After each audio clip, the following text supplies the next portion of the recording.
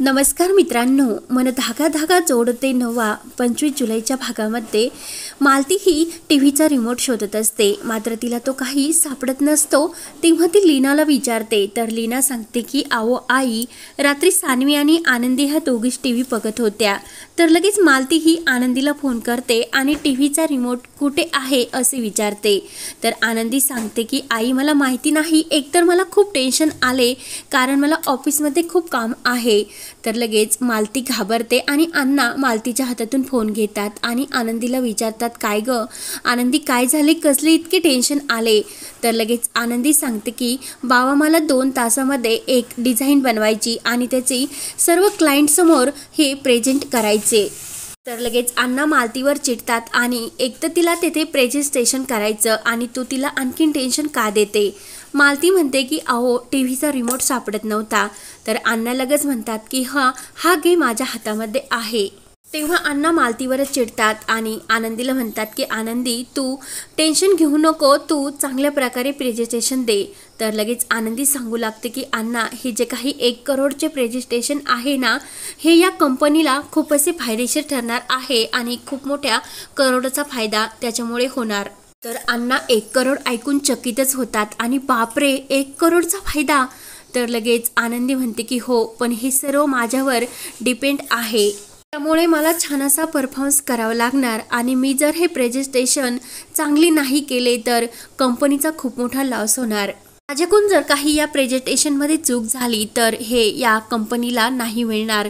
तर अण्णा म्हणतात की तू काही चूक करू नको, शांत डोकं ठेवून काम कर, सगळं काही व्यवस्थित होईल।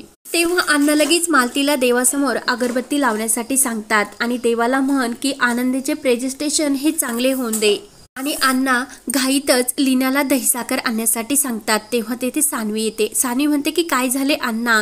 तर अण्णा म्हणते की घे आणि आत्तूला तू ऑल द बेस्ट कर। तर सानवी ही आत्तूला खुश होऊन ऑल द बेस्ट करते। तर आनंदी आणखीनच खुश होते आणि अण्णाला म्हणते की अण्णा काय चालले तुमचे। अण्णा म्हणतात की आनंदी बेटा, तुला सगळ्यांचे आशीर्वाद मिळायला नको का, मग देवाच्या, आईवडिलांच्या, लहानांच्या, सर्वांच्या, मग तुझं जे काही प्रेझेंटेशन आहे ते व्यवस्थित होईल। तू अजिबात टेन्शन घेऊ नको आणि कामाला लाग। तर अण्णा सर्वांना देवासमोर नमस्कार करण्यासाठी घेऊन जातात। तर आनंदीमध्ये आणखीन खूप मोठा उत्साह निर्माण होतो आणि आनंदी खूप छान अशी आपली डिझाईन बनवते आणि खूप खुश होऊन ती घेऊन जाते।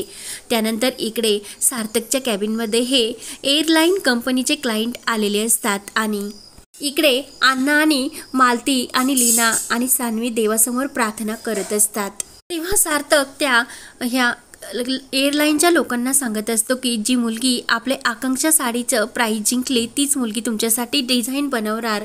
तर ते साहेब सार्थकला म्हणतात की आपण प्रेझेंटेशनला सुरुवात करूया। तर सार्थक म्हणतो की ज्या त्या मुलीने प्रेझेंटेशन केलं आहे ती आल्यानंतरच आपण हे सर्व सुरू करू, म्हणून सार्थक आनंदीची वाट बघत असतो। तर तेवढ्यात इकडे आनंदी खूप खुश होऊन ते डिझाईन दाखवण्यासाठी येत असते।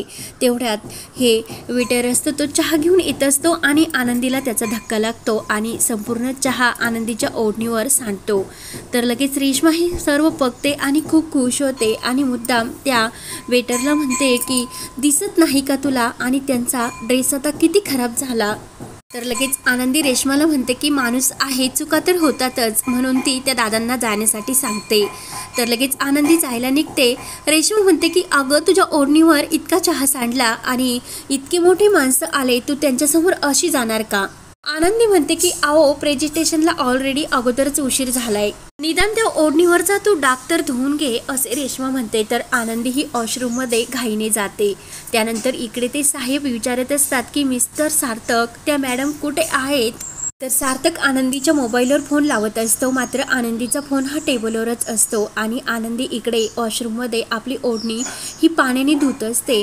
तर लगेच तिथे रेश्मा येते आणि रेश्मा ही बाहेरून लॉक करून घेते आणि म्हणते आता बघतेच आता ही प्रेझेंटेशन कशी करते ते। तर आनंदी दरवाजा उघडण्यासाठी जाते, पण दरवाजा लॉक असतो त्यामुळे उघडत नसतो। आनंदी आवाज देऊन ही दरवाजा उघडण्यासाठी सांगत असते। त्यानंतर इकडे सुधा ही पूजेच्या सामानाची यादी करत असते आणि वृंदाला म्हणते की ही सामानाची यादी झाली, आता तू ही कुणाला कुणाला पूजेला बोलवायची त्याची यादी कर। तर लगेच वृंदा म्हणते की आपण घरच्या घरी पूजा करतो, मग कशाला कुणाला बोलवायचे। तर लगेच सुधा म्हणते की मला आनंदी आणि तिच्या बाबांना सुद्धा या पूजेला बोलवायचे।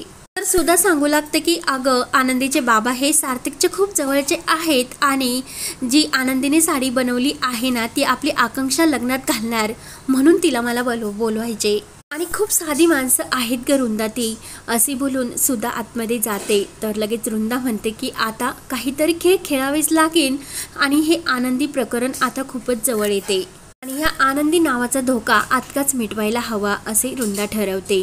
त्यानंतर इकडे सार्थक मीनारांना विचारू लागतो की आनंदी मॅडम कुठे आहेत, लवकर त्यांना पाठवून द्या। तर लगेच जे काही क्लायंट असतात ते सार्थकला म्हणत असतात की मला खरंच आश्चर्य वाटते की तुम्ही हे असे वेळेची भान नसणारे एम्प्लॉय तुम्ही आपल्या कंपनीत ठेवून घेतले। तर लगेच ते दुसरे सिनियर म्हणतात की हो, जे एम्प्लॉय हे कुणी सिनियर जरी आले तरी जागच्यावरून उठत नाही, काय मॅनर्स नाही त्यांना। सार्थकला खूप टेन्शन येते। तर इकडे मीनारे बाहेर येतात आणि सर्वांना विचारतात की आनंदी मॅडमला बघितले का, म्हणून ते आनंदीला शोधत असतात। तर आनंदी ही वॉशरूममध्ये दरवाजा वाजवत असते आणि कोणी आहे का प्लीज हेल्प करा म्हणून ओरडत असते। तेवढ्यात मीनारे तिथे येतात आणि त्या ह्या नोकराला विचारतात की आनंदी मॅडमला बघितले का। तर लगेच तेवढ्यात आनंदीचा आवाज त्यांच्या कानावर येतो आणि ते लगेच धावत वॉशरूमकडे जातात आणि आनंदीला ते बाहेर काढतात आणि विचारतात की आनंदी मॅडम तुम्ही इथे काय करतात, तिकडे सर्वजण तुमची वाट बघतात। तर आनंदी सांगते की अहो माझ्या ओढणीवर चहा सांडला होता आणि मी तो साफ करण्यासाठी बाथरूममध्ये गेले, पण कोणीतरी बाहेरून लॉक करून घेतला। तर लगेच मीनारे म्हणतात की चला लवकर, तिकडे सर्वजण वाट बघतात। तर इकडे सिनियर हे खूप संतापलेले असतात। तेवढ्यात रेश्मा तिथे खुश होऊन येऊन बसलेली असते आणि आनंदी धावतच येते।